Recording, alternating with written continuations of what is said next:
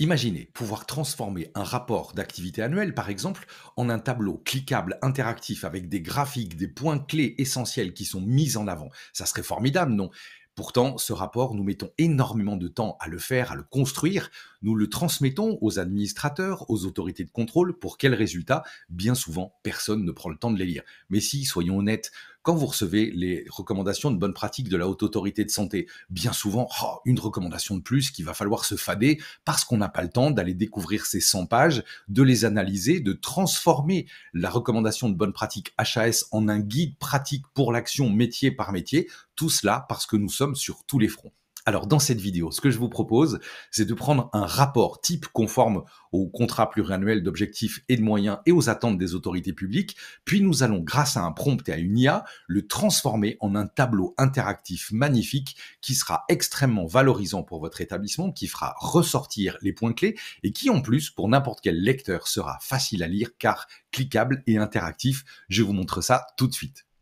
Nous avons ici un rapport traditionnel, rapport d'activité annuel, EHPAD Les Jardins de la Sérénité, 60 lits. Évidemment, ce rapport est totalement fictif. Par contre, la structure du rapport et les données intégrées sont des données conformes au CEPOM et bien évidemment aux attentes des autorités publiques.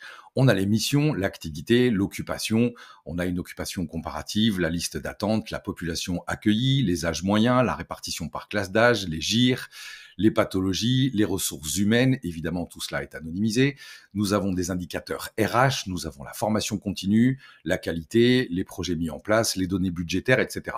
Vous êtes d'accord avec moi, on a là un rapport qui est complètement conforme aux attentes des autorités de contrôle. Alors ce rapport, qui est quand même parfois difficile à lire, ce que je vous propose maintenant grâce à un prompt spécifique dédié, c'est de le transformer en un magnifique document HTML. Je vous montre ça tout de suite. Les yeux, le prompt que j'ai utilisé. J'ai pas fait un prompt complexe, j'ai pas utilisé un multi-agent, vraiment là nous sommes sur une introduction à ce sujet-là. Pour aller plus loin, il faut être accompagné, guidé, entre autres, pour respecter la CNIL et le RGPD et faire en sorte que ces données n'aillent pas sur Internet. On peut travailler en natif sans aucun problème. Ce prompt, c'est un prompt de transformation d'un rapport d'EHPAD interactif. Ça marche avec n'importe quel type de structure et d'établissement. J'ai un contexte, rappelez-vous, les prompts, nous les avons vus précédemment, comment les construire. Vous êtes un expert en pilotage d'établissements médico-sociaux, transformez le rapport d'activité standard en un document interactif de pilotage stratégique. Les objectifs, lisibilité exécutive, interactivité, visualisation et compliance pour le maintien de la conformité réglementaire. Structure cible, un tableau de bord exécutif, les indicateurs avec les KPI, les alertes sur les points d'attention et de vigilance, la synthèse CEPOM, un menu cliquable, des liens internes, des filtres temporels avec une évolution sur 3 ans, des visualisations requises avec des graphiques, par exemple, sur taux d'occupation, pyramide des âges, répartition GIR, évaluation de la masse salariale, une analyse prospective avec un impact sur l'activité, par exemple, 2025-2027 et des scénarios, quelques contraintes techniques, les livrables et la validation. J'insiste sur le fait que nous allons nous servir à maintes reprises de l'intelligence artificielle pour gagner du temps, pour gagner en cohérence et surtout pour obtenir des résultats pour lesquels on aurait eu besoin parfois de plusieurs semaines. Attention toutefois, l'IA n'est qu'un outil. Rappelez-vous, dans intelligence artificielle, le mot le plus important, c'est artificiel. Il faut donc que ce rapport final et ce HTML soient soumis à une énorme vigilance. Vous restez maître des informations et des données. C'est vous qui allez vérifier la cohérence de l'ensemble avant de le transmettre. Passons maintenant à la démonstration du résultat final. Ça y est, voilà ce que ça donne. Alors, je vous montre pas le travail qui a été fait par l'IA. Quand je lui donne le prompt et le rapport, il y a des successions de lettres, de chiffres et de symboles qui s'affichent. C'est un format JSON, c'est un format de fichier qui ensuite est automatiquement transformé par l'IA en fichier HTML téléchargeable et consultable directement sur votre ordinateur. Là, nous ne sommes pas en ligne.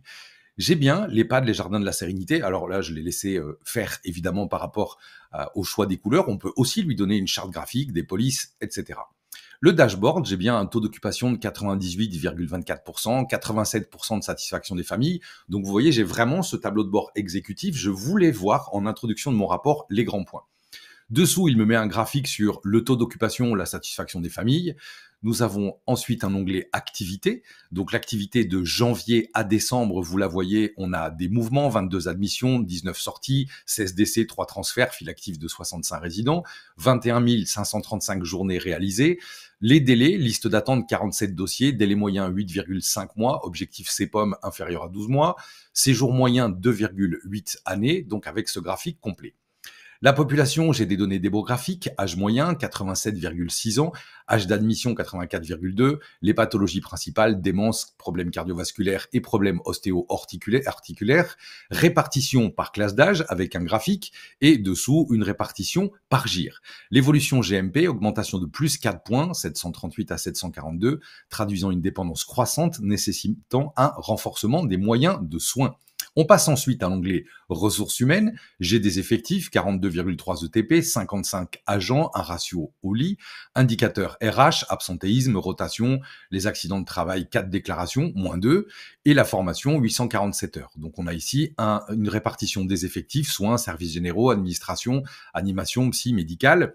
Et dessous, les différents chiffres du tableau qui ont été repris. La qualité, maintenant, on a nos indicateurs qualité, chute 1,2 résidents par an, escar, infection 2 épisodes, la satisfaction des familles 87%, l'objectif du CPOM c'était supérieur à 85, on a 5 réclamations, toutes les réclamations ont été suivies, ont fait l'objet d'un traitement et bien évidemment sont terminées, on a une démarche qualité, certification HAS octobre 2025, évaluation externe programmée, audit interne 3 ont été réalisés. Je me suis planté sur la certification, mais bon, c'est pas très grave. Vous comprenez l'idée. L'objectif qualité CPOM, tous les indicateurs sont atteints ou dépassés. Amélioration continue observée. Et là, on a une évolution qui a été mise en évidence sous un format radar. On a ensuite la question budgétaire, hébergement, soins, tarification, investissement, avec les masses de personnel, analyse budgétaire, maîtrise globale des coûts avec écart minime, respect des enveloppes CPOM et investissements programmés réalisés. Vous avez la totalité des éléments sur le fonctionnement et sur la structure. On a ensuite les éléments du CPOM, donc qualité, activité et financier, satisfaction famille, le statut, atteint, dépassé, dépassé, suivi, dépassé, dépassé, atteint, et puis quelques projections qui vont être proposées. Projection démographique, projection financière, évolution RH et projet immobilier. Voilà ce que donne une transformation d'un rapport écrit en un rapport HTML cliquable et interactif qui permet très rapidement d'avoir une vision globale. Vous pouvez transmettre votre rapport écrit sans aucun problème, mais vous pouvez aussi en faire une synthèse de ce type qui va faciliter la lecture, l'appropriation et bien évidemment la compréhension. On peut faire différents prompts en fonction que le résultat final soit destiné, je vous l'ai dit, aux autorités de contrôle, aux familles ou aux autres professionnels. Et vous allez voir que vous gagnerez pour cela énormément de temps. Vous allez gagner en crédibilité et je pense tout de même que vous serez assez fier du résultat accompli. Si vous voulez aller plus loin dans cette démarche, découvrir les structurations des prompts, découvrir comment mettre en place des agents, des multi-agents, voire des automatisations, contactez-moi, abonnez-vous pour pouvoir découvrir les vidéos au fur et à mesure où elles sortent, activez la cloche et partagez avec vos collègues qui seraient certainement intéressés pour découvrir ces astuces d'utilisation de l'IA dans le secteur médico-social. À très vite pour une prochaine vidéo.